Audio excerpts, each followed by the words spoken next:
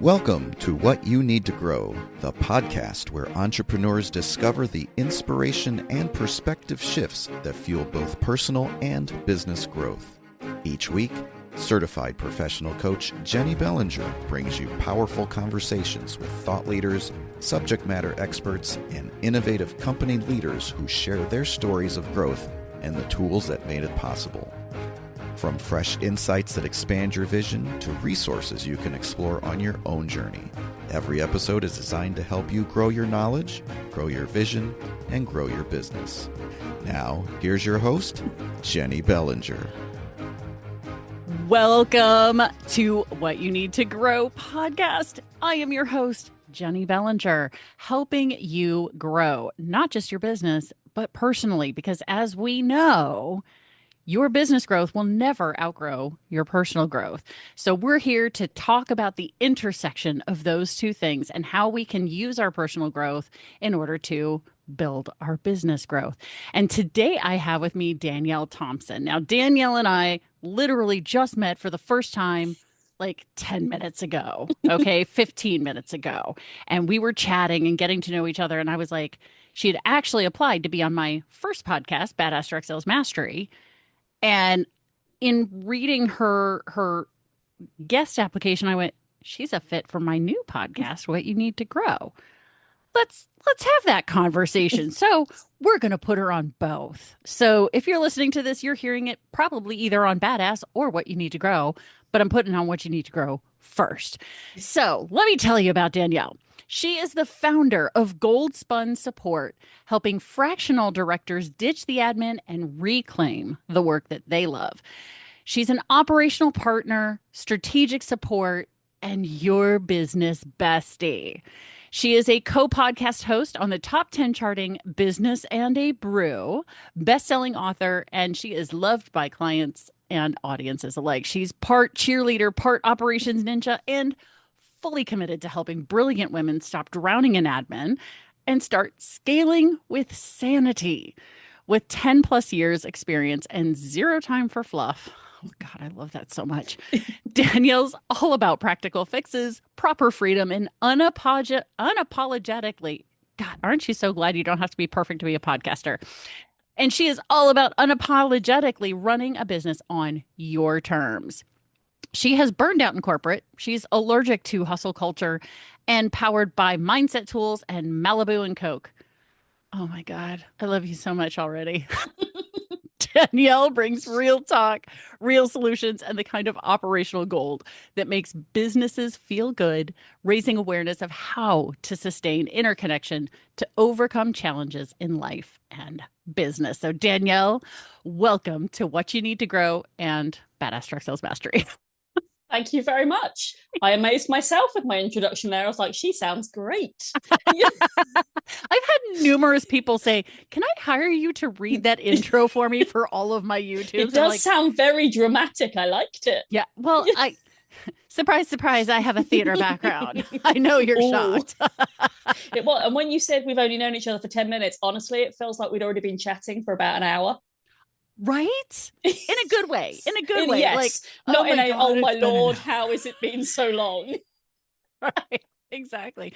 So Danielle, in your intro, you talk about how you've already burned out in corporate. Yes. And I know that we all have that. Those of us who are business owners and entrepreneurs have that story of there was something that happened that made us go, screw this. I'm done. I'd rather do it. I'd rather work 100 hours working for my own business than 40 working for you. So tell us that story. How did you get into helping entrepreneurs do this? Well, it's interesting because it wasn't conscious in the way you kind of just framed. It wasn't that level of conscious decision. So when I was younger, everyone was very much, this is what you need. You need a job, you need a career, you need to work your way up the got And self-employment wasn't really something people talked about. It wasn't, especially not for women. We just, you were on a path. You got on the path, you didn't get off the path. And I did everything I was supposed to. I met someone at uni, we got married, we've got 2 children, 1 boy and 1 girl. I've kind of done everything I was supposed to.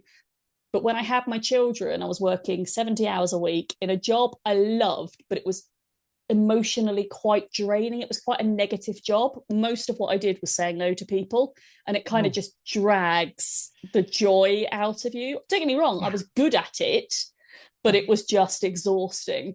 So I had my daughter, and I'd literally just had my son and gone back, working these ridiculously long hours. And I came home one day and my daughter was sat on the stairs crying, and I was like, oh my God, Abby, what's wrong? And she said, why don't you love us enough to be at home? I know, she's still that dramatic now. She was only like 3 at the time.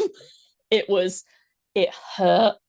But I didn't, at that moment in time, I didn't know what to do with it, because it's not like I thought, right, that's it, I'll quit tomorrow. That wasn't how it happened. It sat in me like this stone kind of in my stomach. And work at the time was getting really bad. My boss, who I absolutely loved, had gone off sick, and the guy who was replacing him just didn't like me. One reason or another, just didn't like me. And he was a real bully. He put in complaints about the way I dressed. It was just horrible. He used to refer to me as the animal they locked in a cage and let out to kill, which is horrible because I'm dreadfully charming. I'm not at all animalistic. I don't understand it. It was very mean. So he was just awful. And basically there was one day where he was just shouting at me in front of everyone. And I literally turned around in front of an open plan office of 1,000 people and went, do you know what? You can F off. Yeah, say it. You are welcome to say it. We are grown-ups here. Yes. I just literally shouted to all of these people, you can all fuck off. And I picked up my phone. I left my charger. I left half a packet of crisps, or chips in your case. I literally just picked up my handbag and my phone and just walked. And I walked out of the building and I sat in my car and I burst into tears and thought, what the hell have you just done? It was the most frightening thing. And I drove in the UK, we've got things called the NHS walk-in centre. And it's somewhere between a doctor and an emergency room. So It's sort of like a triage place for not medical emergencies, right? But you can't get into your doctor soon enough. So I walked into there and I went up to the reception lady and I went, tears rolling down my face, hi, I think I'm having a breakdown. And the woman went, there's a bit of a wait. And I was like, that's okay. And I literally just sat in the corner of this office for like an hour crying, writing an email to my big higher up boss going, this is exactly what's happened. This is why I've made this choice. I won't be coming back for a while. And pretty much after that, I went to bed for 3 weeks, cried and thought, what the hell am I doing? I built this career. I had an amazing wage. I've got a mortgage. I've got children. I've got a car. What am I going to do? And as weird as it sounds, everything sort of came together in a moment at the end of that 3 weeks. On the same day, I decided to do something practical. So get yourself out of bed, Danielle, have a word, do something. So I made a hair appointment and I booked a man to come and repair my Dyson vacuum cleaner. Yeah. Weird, I know, but it was moving forward, whatever. Yeah. So it was not you in bed. Yeah, exactly. It was something practical. Totally I was eating food. I was showered, whatever. So the Dyson man came round first. And while he was repairing the Dyson, he was talking to me and he said, I don't know what you do as a job, but I love your telephone voice. And I really need someone to make calls for me and book in appointments based on people who've messaged me online. Is that something you'd be interested in? And I was like, well, I don't do anything. I just like, and I was just so confused. I was like, let me think about it. Like, okay.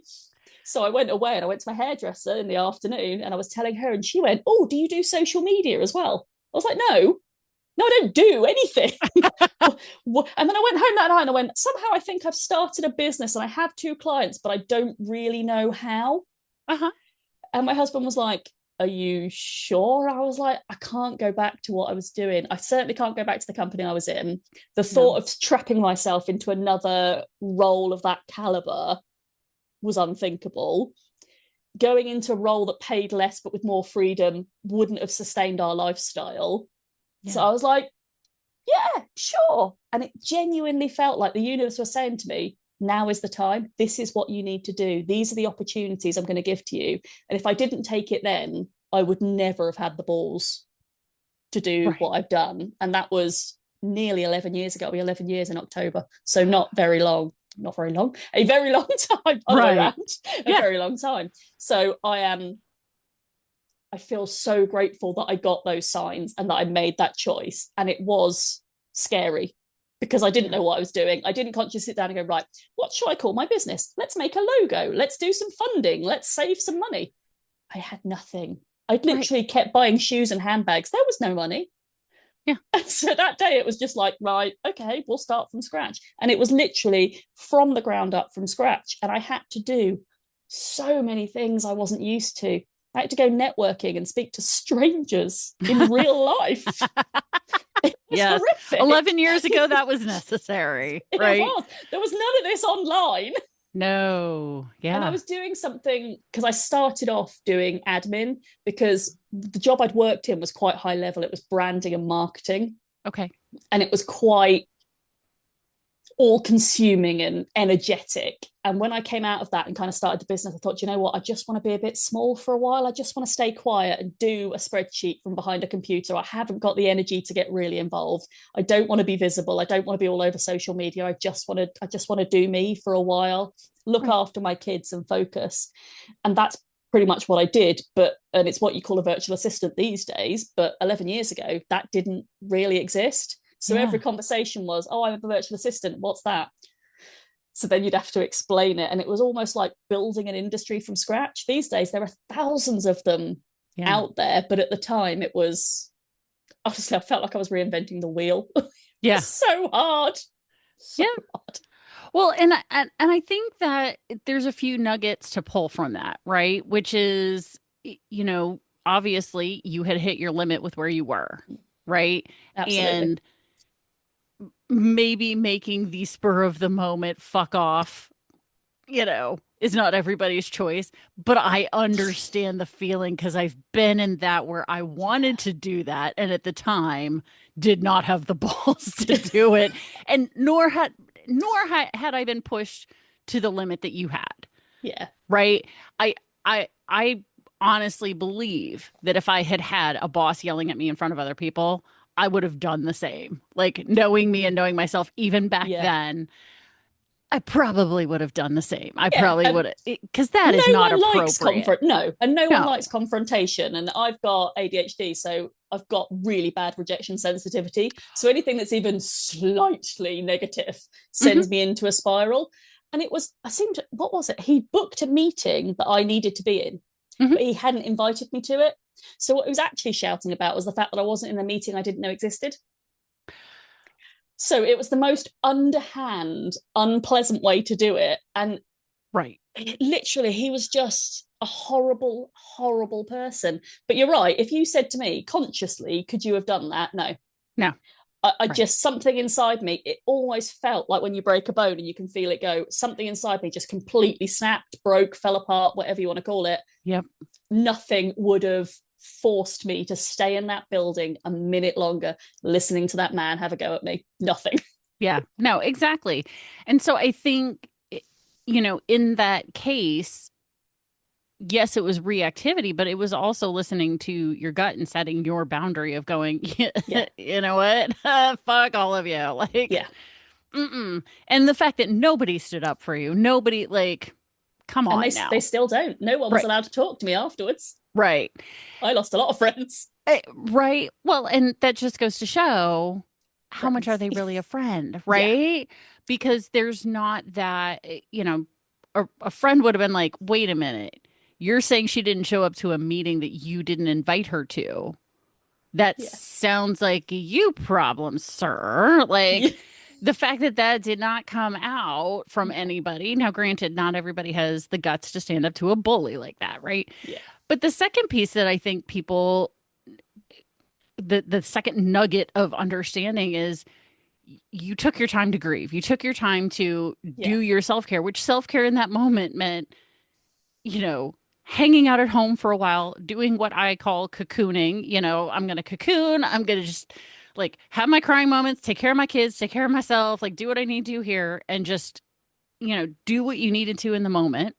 Yeah. And that's an interesting lesson that stayed with me throughout the last decade. That's that ability to go, hang on a second, I need to stop is something I've carried with me for the whole 11 years because I know that feeling, you know, that slightly panicky, anxious feeling where nothing fits quite right. And everything's a bit, it's like when you're wearing a jumper that's a bit itchy, it's all a bit irritable and you just want to tell people to go away.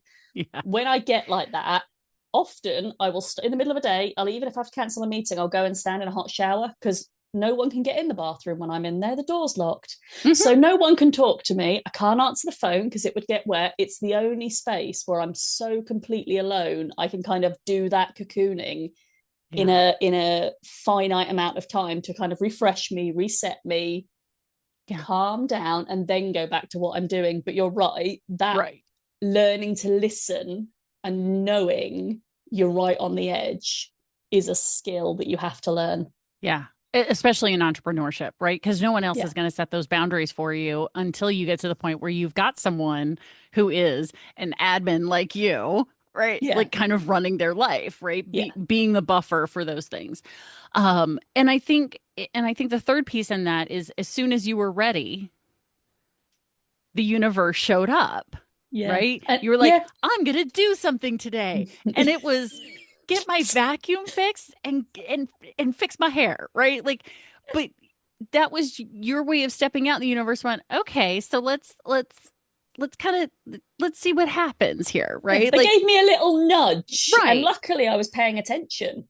Right. If you'd have done it 3 weeks earlier, I don't think I would have noticed. I wouldn't have been in a place where I had the strength emotionally, physically to recognize the signs and to do something with them. But I remember very distinctly when I was about 21, coming up with this idea for some kind of virtual support in a sort of very old-fashioned 1950s PA style, bit Mad Men style. Yeah. I really wanted to fulfill that role because I love helping people. I'm very nurturing. I love taking on that role in someone's life. But I was always, no, can't run my business. And that all came back into my head at the same time. It was like, I don't know, I'm not very fluffy and wooey. I'm not, my introduction was true. I don't believe in fluff, but I do believe that there is energy in the universe that moves you and shows you things, and you've just got to be willing to listen, because it's really easy to ignore it and go, I'm going to keep doing the thing I'm supposed to do, or I'm going to keep doing the thing my dad told me to do, or I don't know, whatever else it is. Right. Learning to listen to yourself, and that works for your business. Is there a client that doesn't feel quite right? For me, I know when a client's not right if their work ends up at the bottom of my list, and then the next day it's still at the bottom of my list, and then I keep avoiding it, or they phone me and I'm like, maybe I'll answer that later. That is my internal signal. These people are not right for you, whatever it is, whatever reason. Right. And I think that intuition, for a lot of people, it is a learned skill, but it's not learning to have intuition. It's learning to listen to the intuition, because we're not used to listening, are we? No, not to that. Well, okay. We are used to listening to an inner voice. It's just not always the one that says, here, let me move you forward. We're used to listening to the one that's like, you suck. How, like, you dropped the ball for the 1700th time. Like, how dare you, blah, blah, blah. Right. We're used to listening to the negative voice, but we won't always listen to. Right. And I would agree. I'm at a position now, and I have the universe tattooed on my back for a reason. Because the universe has tapped me on the shoulder so many times going, okay, this is your next iteration. This is your next thing. This is your next thing that you're doing. And I've learned, for me, that when I hear the same thing 3 times or more, it's the universe speaking to me. And when I've heard it the 5th time, then usually it's like, I describe it as, you remember that scene from the movie Airplane where the lady is like freaking out and having a breakdown, and they're like shaking her and slapping her and just like, come out of it. Like, the universe starts by whispering to you, and then it talks to you. So the whispering and talking for me are those, hey, here's this thing that has shown up in your life once or twice. Those are the whispers. Yeah. The 3rd time is, okay, I'm raising my voice. Here's the 3rd time. Here's the 4th time you've heard this thing, right? Like, when I start seeing that pattern now, and now it doesn't take me to get to the 5th, 6th, or 7th time when it's shaking me, slapping me, going, hey, bitch, wake the fuck up and do what I told you to 6 mentions ago, right? I've learned that once I hit 3 or 4 things, like, oh, there's a pattern here. Like Yeah. now I get to choose what to do with it, but at least I'm paying attention to it, right?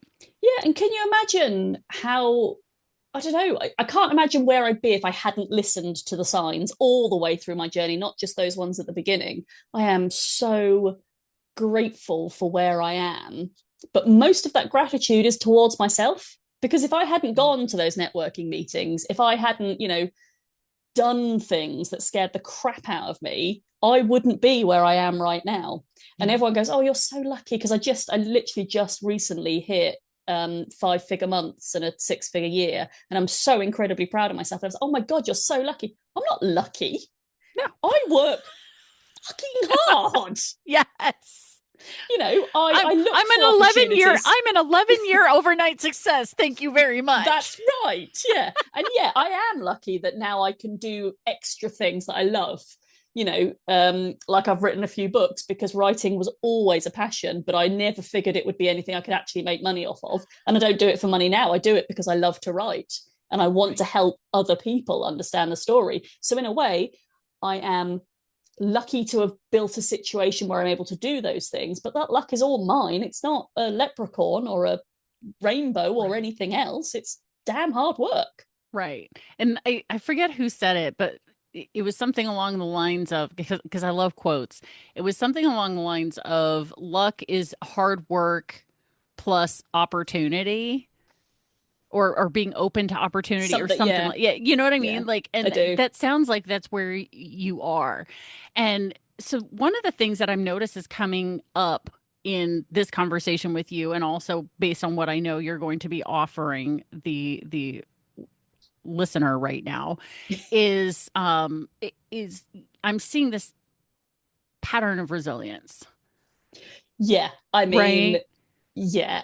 And it's really funny because if you'd have said to me a year ago, "What are your personality traits?" I would have said, "Oh, I'm very kind and I'm very nurturing and I'm very loving." I would have been very warm and fluffy about it. And it wasn't until people, again, the 1, 2, 3 whisper and then the slightly louder and then being slapped around the face. And I definitely got to being slapped around the face with this one. People going, "You're so resilient." Because like before corporate, we've all had lives. I'm Mhm. 40 something years old. Same. There's a few years. So stuff has happened in my life that has proper knocked me down. And I've Mm. had to get back up. And I'm not ashamed of any of my stories. I'm really, really proud of how I've got from A to whatever letter I'm on now, because I'm definitely not at the end and I'm definitely not at the beginning. So somewhere in the middle, like a P, maybe. I'm somewhere there. So I am really proud of all those things that have happened. But the number of people that say to me, "God, you're so resilient, you're so resilient." And when I think about it, I am. And I must admit that some of that is just an innate quality in me, because you do need an element of it to be in you. But some of it is also a learned skill. So I've done a lot of therapy work. I've done a lot of introspection. I've done different types of therapy, so talking therapies versus the action ones like cognitive behavior, to Yeah. change the way I think. I recognize thought patterns in myself. I'm very, very committed to understanding me. So that's the other thing people compliment, how self-aware I am. And I am, because I've spent years making sure I recognize warning signs. I hear that little voice, the one you talked about, the negative little voice. And Mhm. you can't always stop it. I can teach you, or I can, do myself all the tools in the world, but you will still have the day where, like, 5 minutes before I came on the call with you, I'm like, "Oh, what if she doesn't like me and my energy isn't right for her and it doesn't work?" Because that's human nature. Yeah. But I still have that. Don't be ridiculous. What's the worst that Right. happens? It doesn't work out and the episode never goes. You've got to talk yourself through that and build that resilience. So it is Right. important to me.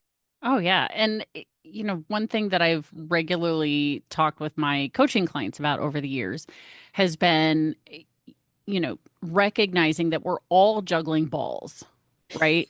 Right. We're all juggling. For those of us who are in the entrepreneurial business world, running our own business world, right? And it's just that what people don't always recognize is that all of those balls are made of different materials. Yeah.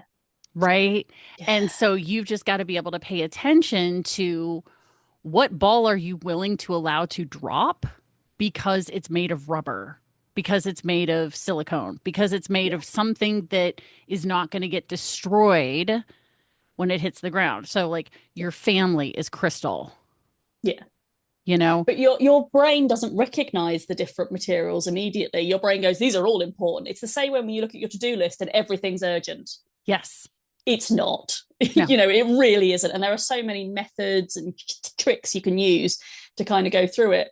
It's having to step back and go, right now, what needs to be done? And if for me, that is sitting with my son and building Lego houses, then I will sit with my son and build Lego houses because that's what he needs. And it's way more important than anything my clients can ask of me.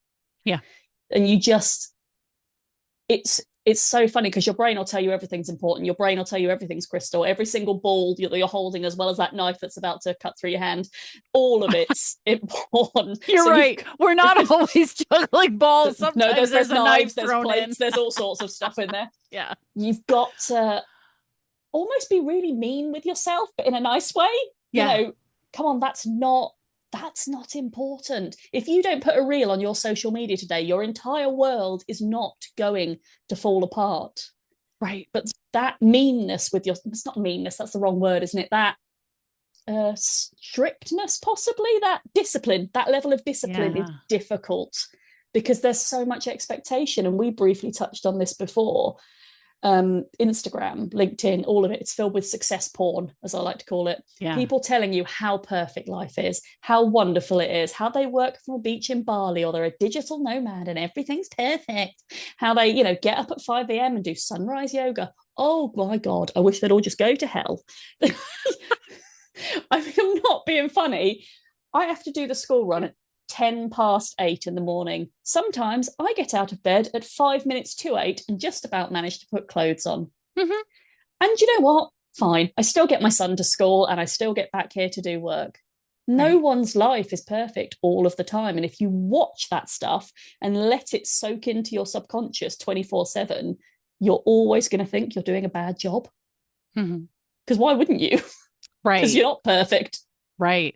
And that's why I also, and this is something that I try to do, is if I'm having a less than great day, I will share that on social media because it gives my clients permission. It gives the people in my life to have permission to have less than perfect days because nobody is having a perfect day all the time. Nobody. Even a perfect day isn't perfect all day long. Right. You know, we string together a bunch of really great moments that look like a perfect day, right?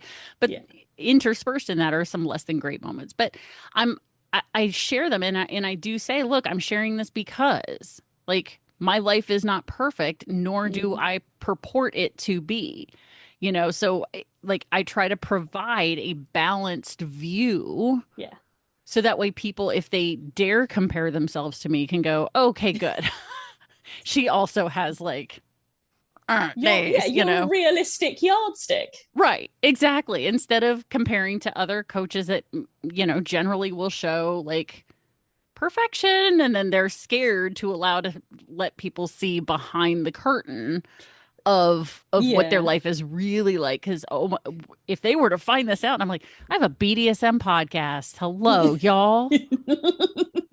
What do you think is behind that curtain? Be ready. Wow. Yeah. And the curtain's a funny place because your human nature almost wants to show off. It almost wants to be better than your next door neighbor. Like I noticed I've done it recently. So about, I don't know, 6 months ago, I had hair extensions fitted because my hair is getting very thin because I'm getting old. But I learned that I can't wash them very quickly. Apparently, my hairdresser said it felt like someone had put hand cream in my hair because I was treating them really delicately and sort of doing this and just kind of, you know, really gently playing with them and not washing them properly. So long story short, I have my hair washed every week with my hairdresser. Again, I work very hard to be able to do that. Lucky me. But I noticed that I was only recording batch content after I'd been to the hairdresser. And I'd done this for about 3 weeks. And then I looked at my grid and I was like, oh my God, I look like this person with the perfect blowout every single day. No, that is not me. So I've had to consciously stop doing that. But I think I just come out the hairdresser feeling, oh yes, I feel wonderful and full of energy and let's go and do some content. But I've had to stop and like on a day when I don't look like that, yeah, record a reel and go, it's fine to put that out. Your hair's sticking out at the side. You've gone a bit fluffy. The rain made it look crap, but that's fine. Yeah. And that's me fighting my sort of natural urge to come across as someone who's put together and professional and all the rest of it. But that's not really me. I am all of those things. Mm-hmm. But I am also the person who did the school run this afternoon in slippers because my feet have got bad blisters. You know, I am also the person who has a very messy office over here, but the bit you can see, absolutely fine. Virtual background on purpose. I'm just saying. It's hard because I think as humans, we want to be liked. Mm. You know, that goes back to the caveman. If you were different or you stood out, you were ostracized. So everything inside our little lizard caveman brain, that's a very mixed metaphor, but lizard caveman brain wants us to be part of the group of sheep. They want us to be the same as everyone else. Right. And what we're doing as entrepreneurs already makes us different. We've already gone, I don't want to do what everyone else is doing. I want to do this thing over here. Yeah. So you've already gone, I'm a rebel. I'm different. And then to layer into that, having to be your authentic self online, having to develop a business that works for you and your ethics and your values without listening to other people's tactics. When you layer in all of that stuff, it's really hard to find your genuine North Star that is yours. So one of the things I always talk about when I talk with clients is what their perfect day in the future looks like. What is your aim? Where do you want to be in your business? Because for some people, it's not 5 figures a month, 6 figures a year. It might just be they want to earn, I don't know, £1,500, stay under the tax bracket and pick up their kids every day. It may be that they only want to work 2 hours a day. It may be that they want to work 10 hours. You know, what that looks like for you is personal. And when you've really got a handle on what that end point is, it makes it a lot easier to work out all the steps in between, because you can kind of go, well, does that align with where I want to be? No. No, it doesn't. And that, for me, I think that's the secret. When you found your North Star, your end point, it makes it easier to be resilient because you kind of know where you're going, and you can kind of go, actually, that client breaking up with me was a good, I call it breaking up, I really shouldn't, it makes it sound way more dramatic than it is, but that client breaking up with me was a good thing because they were micromanaged me. It made me uncomfortable and they didn't fit with where I wanted to be anyway. All right, I can move on from that. Whereas before that, I would have been in tears on the floor that someone hated me. I was that delicate. So yeah, I think for me, that would be the secret. Find your Z, find your end, as you said. Your Z, your Z? Yeah, I don't know how either is fine. Fine. You find your end point that you want to aim to, your perfect day. You know, my business in 10 years' time looks like this. Where am I? What does it feel like? What does it smell like? What does that make you feel inside? Right. And then every step you take, how am I getting there? Yeah. I think that for me is I just feel all warm and fuzzy. Right. And I think that's a really important thing that sometimes entrepreneurs and business owners don't always spend enough time focusing on is, what am I building? Like, they'll think about it maybe once a year, but they're thinking about it like, what am I building in the next year, instead of sitting there and focusing on a very regular basis on what am I ultimately building? What is the ultimate like end game on this? And that's a conversation that I regularly have with people when we're talking about vision boards. Like, a vision board is not about like, put a dream on a poster board and pray that it comes true. Like, that's not how vision boards work. But that's amazing how many people think that, though. Right. And when you're really creating, like when you're really putting out, like, here's what I want to create, the way you make that happen is by using the vision board to make decisions. Yeah, exactly. That's exactly it. I have I didn't do a vision board this year. I did a bingo board. So it's got 16 squares with 16 items I really wanted to achieve. So it's more definable steps. Yeah. But what I love is I've got a little a reel of gold stars, and every time I achieve one, I put a gold star on my bingo board. And honestly, it brings me the most joy. I love that. It's just such a happy thing for me. And that's another thing about being a business owner. You get to do things the way you want to do them. Yeah. If I want a bingo board and gold shiny stars, I will have a bingo board and gold shiny stars. My office is pink because I love pink and I can have it pink. You know, all the little things. It takes a while. If you've just left a corporate role or you've left any kind of employment, it takes a while to get out of the habit of kind of when you want to take time off looking around for someone to ask. Because you're like, who's in charge? It's me. Okay. Right. Let me check with the boss. Oh, wait, she said yes. All right, great. Exactly. Those habits are hard to break. You know, 11 years down the line, I've got things set up the way I love them. I have a jar of sweets on my desk. I have my bottle of water that never, well, it does run out, obviously, but I fill it up. But, you know, I have my quotes. Right. I have my medals and things I've achieved. I have vision boards. I have everything the way I want it. But as a new business owner, I can't imagine these days how inundated you must be with the vision of what other people think you should be aiming for.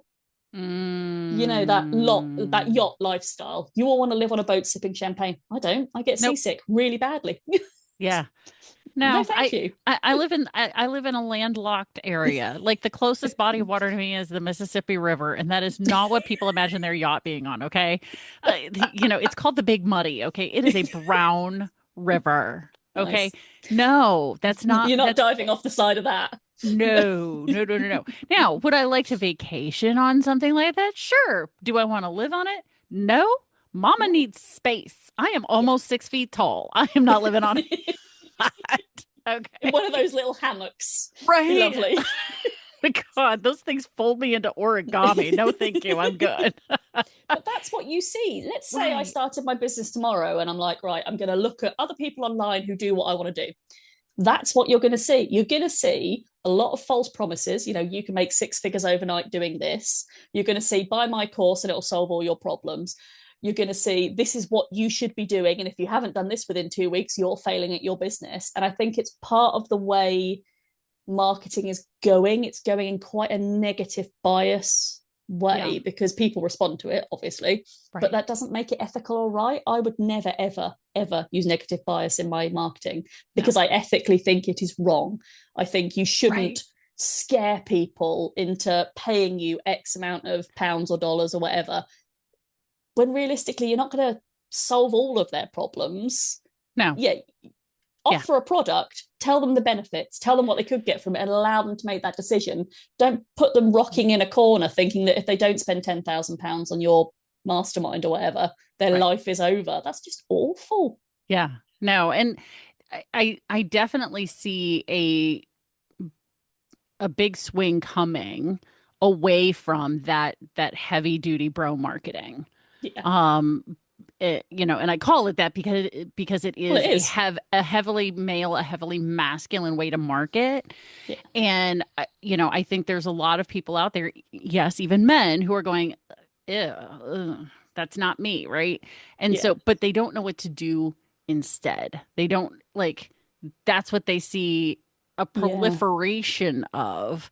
And they're not seeing but what's the alternative? So if I don't do that, what do I do instead? And the trouble is, it is successful. So you look at it and go, I don't want to do it, but those people are getting thousands of signups or, you know, sales from it.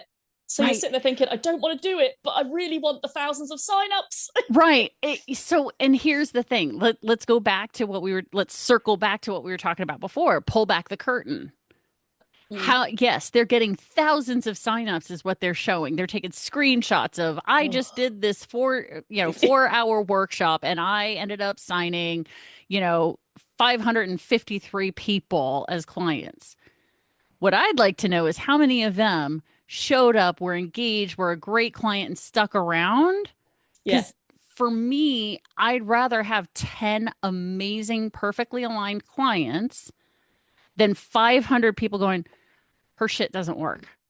Yeah. And what I don't want, and what I couldn't look at myself every day in the mirror or sleep with, is knowing that people bankrupted themselves or pushed themselves to the edge to buy into my thing, not getting, 10 times the return, 100 times the return, 2 million times the return, or whatever stupid promise I made. That's what I couldn't live with. I personally believe that training and knowledge should be accessible. Absolutely. I have to make a living. I do. I charge my clients.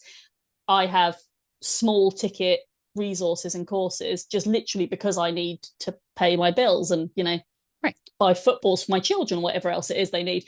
But I don't think it should be £10,000. And the number of people have gone, you're really underpriced. And I'm like, I don't care. It's not about the money. It's about the fact that I've climbed for 11 years through what you and I have just talked about being the teacups on the roller coaster, this crazy, crazy up, down, roundabout journey. Right. And I want to reach back and help other people take that journey too, because for me, it feels selfish not to do that. It's not a competition thing. There's space for all of us. Yeah. I'm not going to turn around and go, no, I'm not going to help you because you might do what I do and then that's not fair. No. Exactly. That's just not me. Exactly. And right. There's 8 billion people on Earth. 8 billion. Yeah. With a B, right? And that was as of November, like 2 years ago. Okay. November 2023, I think, is when we officially hit the 8 billion on the planet. I'm sorry. I can't handle a tenth of that as clients. Okay. And I know that. And I don't want that many right now. Like now, could I eventually, if I built up a big enough business? Sure. Is that my goal? I don't know. Well, they're not all going to be aligned with you anyway. Right. Exactly. So it's really about going through and yes, turning around and helping people, and that's why, I've reached out, and have been happy for 6 years to talk to other podcasters, to talk, because duh, like, it makes a benefit sense to everyone. It's a bit like networking's really funny, especially when it comes to men and women. So I found face-to-face, especially networking, women are about relationships. We're about connection. And that's quite a sweeping statement. There will be exceptions to every rule, obviously, but of course, generally you'll meet someone, you'll have a chat, you have no idea what you can and can't get from them, but it doesn't matter. You're just connecting with them, and your brain might go, oh, this person would be absolutely brilliant if I connected them with so-and-so. You're not doing it from a place of what can they give me. I found a lot more with men that they're a lot more about, is this person useful to me? If they're not, I'm just going to disengage from this conversation and wander off really quickly, which is why I found rooms with women a lot easier. I do have male clients, but I have found women to be easier because we're more concerned with the long term. It's not are you useful to me right now? Oh, all right, then no. Yeah, that's the hunters rather than the farmers, right? Exactly. And that really frustrates me because it's such a short-term view. You have no idea how, I've got a client, I made friends with her 10 years ago in a networking meeting when I was looking to take some legal action against the company I used to work for because she's a lawyer. She became my client 6 months ago. If all my clients had 10-year lead times, I'd be very, very poor. But do you know what? That's the benefit of a relationship that we've nurtured over the years. We've checked in with each other. We're not best friends. We don't have a bottle of wine every week, but we've just checked in. I've seen how she is. I've sent her leads when I've had leads, and vice versa. It's been a lovely relationship that's grown into something where she actually needs me now, and that's wonderful. But I never expected that at the beginning. No, exactly. And I think as women and as people, we are better at that. But there are some men who are good at it. I have met men who are good at it, so I really shouldn't diss every single man in the world. I'm not a man hater. No. But it just I think you have to go into these conversations thinking, how can I help this person? Or thinking, what's interesting about them? What can I connect with? What can I laugh at? What interesting fact can I learn that's just going to stick with me so they stick in my head? And like you said, when you talk to other podcasters, maybe you're learning something different you could do, or a different podcast you could launch. Maybe you're finding a guest you'd never heard of. Maybe you're finding an angle you'd never thought of. There is so much to learn from people. Right. Why don't people want to learn? I know. Well, and that's why I started What You Need to Grow, was really to speak to and feed into the entrepreneur who wants to learn, who wants to grow, right?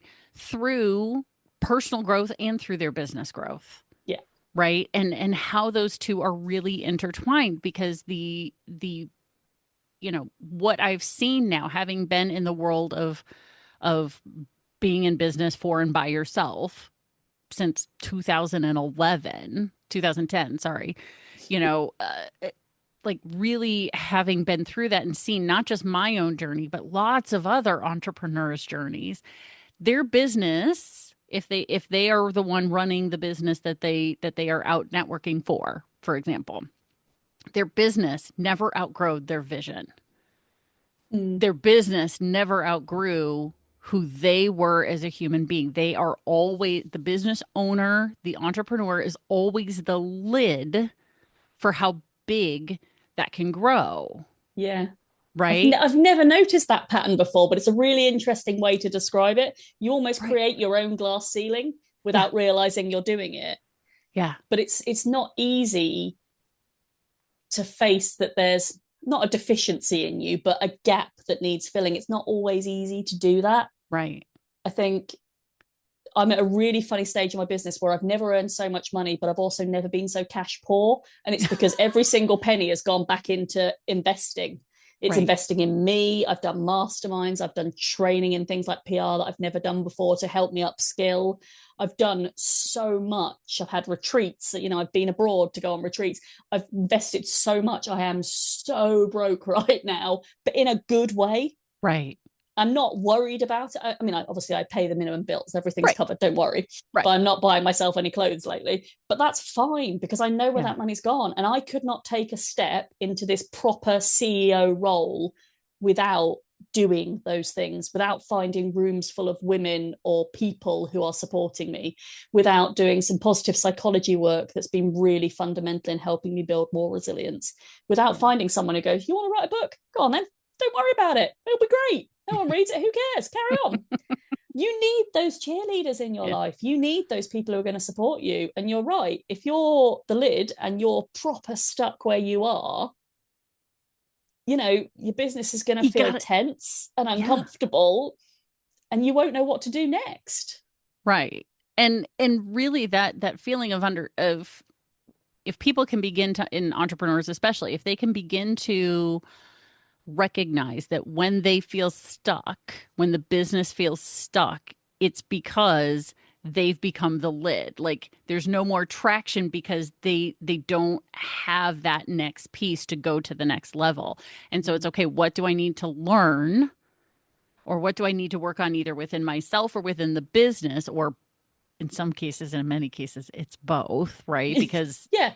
right. Well, you are the business, aren't you? It started generally with an idea or a passion that comes from you. Right. So it's so hard to extricate the person from the business. Mm-hmm. They are, you know, in the same way that, well, they're linked from a growth point of view. They're linked from a origins story point of view. My business exists because I suffered a lot of trauma that put me in a position where I was ready for change. And it also put me in a position where I never want another human being to feel the way I felt, that overwhelmed, that burnt out, and that on the edge. And recognizing that in other people and helping other people with that is a genuine calling for me. And I know not everyone, you know, I don't know if your business is waxing people's legs or whatever, maybe you're not quite as excitable about it as I am, but you still started it for a reason. So it's still very interlinked with who you are. Right. It definitely is. And if people can find that and then use that to figure out, okay, so what is it that I need to, because if I am stuck, if my business is stuck, what is it that I need to learn? What is it that I need to go explore to grow? Right. Because the definition of insanity is continuing to do the same thing over and over and over again and expecting a different result. So if you're doing the same thing over and over and over again, hoping that you're going to grow, and it's not showing any different results, you're literally insane. Yes, you are. You're an insane stuck lid. Right. Yeah. And so it's just you utilizing the ability to go, okay, it is time to figure out what is it that where am I stuck? How am I stuck? Who do I need to talk to figure this out? Where can I get another set of eyes on this to go, like, what's holding me back? Because maybe it is the right activity, but being done in the wrong way or with the wrong people or with the wrong audience or whatever, right? Maybe they're doing the activity on LinkedIn and it needs to be on Instagram, or they're doing it on Facebook and it needs to be on TikTok or whatever. I don't know. but it's where can we do that? So you and I obviously could continue talking forever. And you've just made 7 episodes of the podcast. Right. We've got some great things here, right? But you do have an offer for the people who are listening right now, which really feeds in well to what we've been talking about, which is the resilience piece. So you have a digital copy of the book called That's What Now? The I in Resilience. Ah. So it's very much about you and how you build the resilience tools. And it's not just in business, it's in life as well. So it's very much a practical guide. So the first, I don't know, bit, if you like, is my story. So I wanted to contextualize what resilience means to me. So I've just given a few examples of some of the things I've been through in life to help you recognize maybe patterns in your own life, or recognize that it's all right to go, actually, that thing was really flipping hard and I made it through. And then the rest of the book is a bunch of exercises and tools that are very, very practical. I mean, I wouldn't do all of them. You'd be doing nothing but exercises all day long, but you can pick and choose the things that work for you. I give you context where I've used them. So it's like, I don't know if you have Haynes manuals in the US. We have them over here. They're like car guides. It's like a how-to for being resilient, if you like.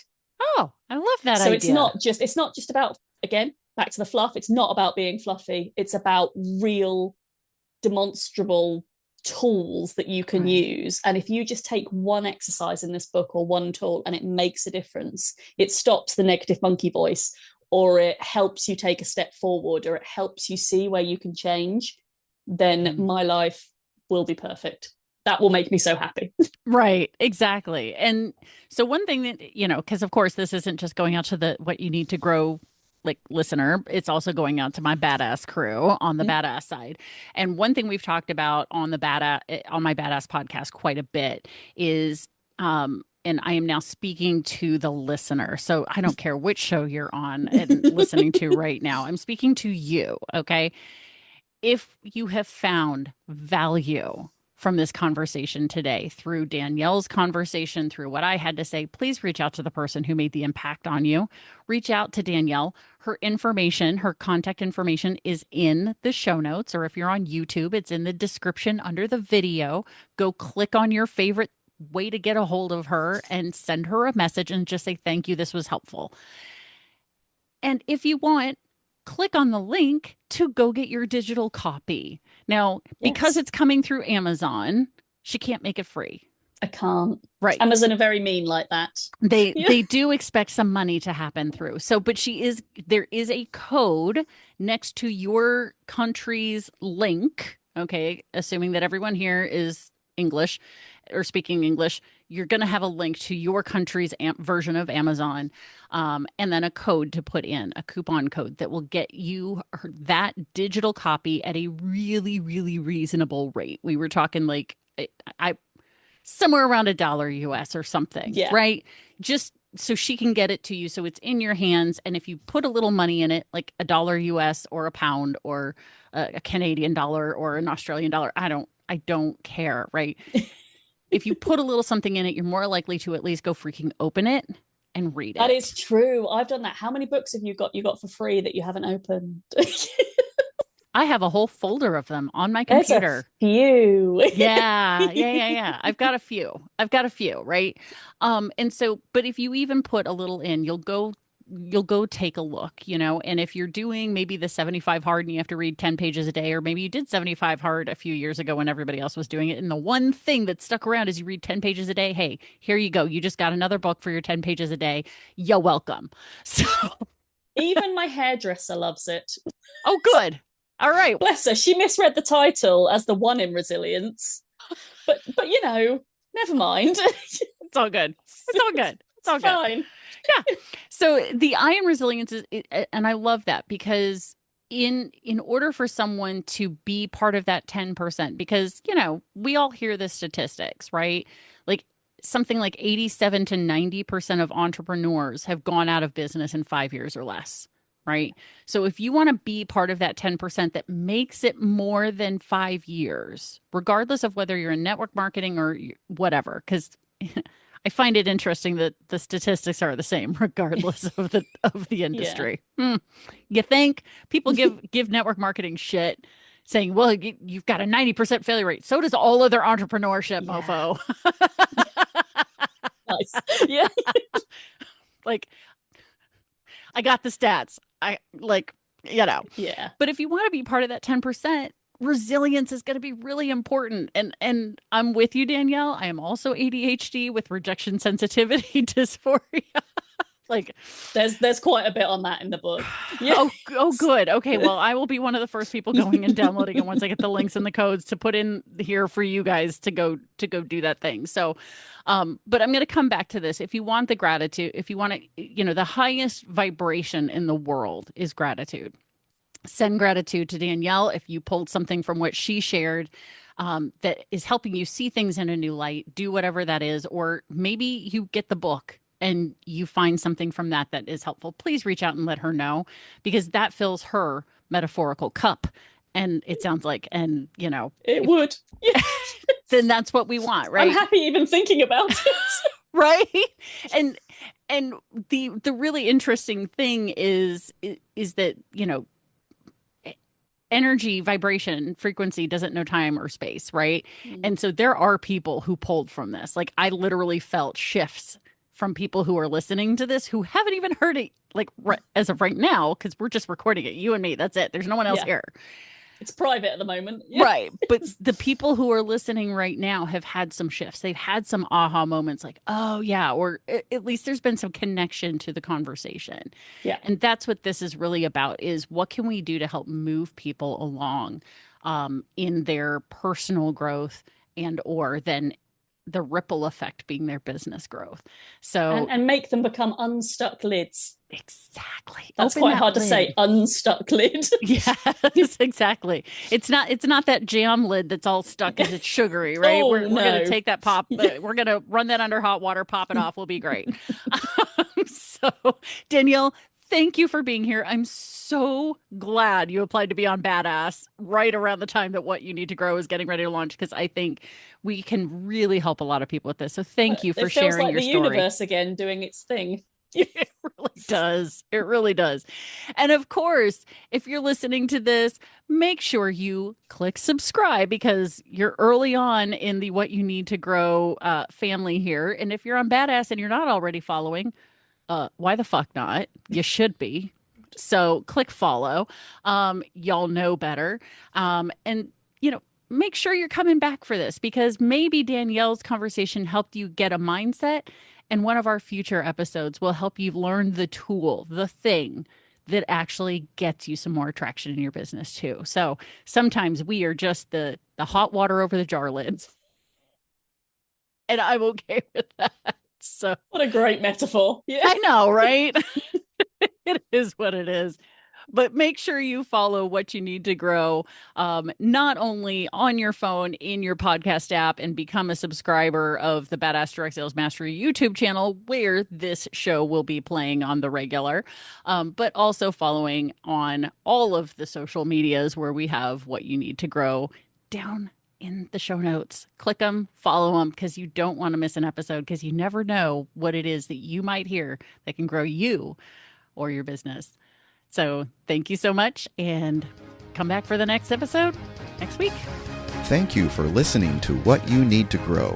Be sure to follow the show on your favorite podcast platform, or subscribe to the YouTube channel so you don't miss a single episode. Want updates straight to your inbox? Sign up at whatyouneedtogrow.com and you'll get notified each time a new episode goes live. Here's to your growth. This has been What You Need to Grow with Jennie Bellinger.